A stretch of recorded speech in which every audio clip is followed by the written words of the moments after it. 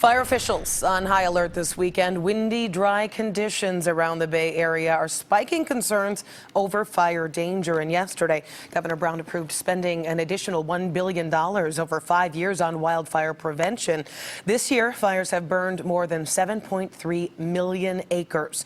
Carter Evans went to a lab where scientists are trying to understand a growing threat: fire tornadoes.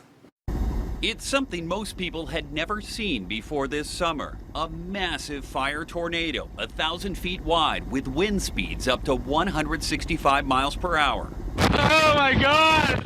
The towering funnel of flames and smoke devastated an area just outside Redding, California. There were vehicles that were rolled and moved. There were large power line towers that were torn off the base and actually blown through the air. Mechanical engineer Jason Forthoffer specializes in fire tornadoes. Have you ever seen anything like that? No, I have not. So it's already starting the rotation. Yep. At the Forest Service Fire Lab in Montana, Forthoffer helped design some of the newest experiments to study the phenomenon. What are you learning here about them in the lab? We know enough to understand some of the ingredients that cause fire whirls, but we're not too close to being able to predict actually when and where they will occur out on the ground. Fire tornadoes can form when swirling winds, often behind a mountain, are heated by a wildfire and start to rise, forming a tight column of rotating flames and smoke.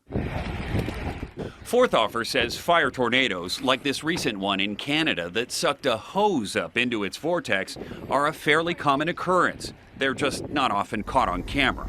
It seems like these fires are getting bigger and bigger every year. Should we expect to see more fire tornadoes?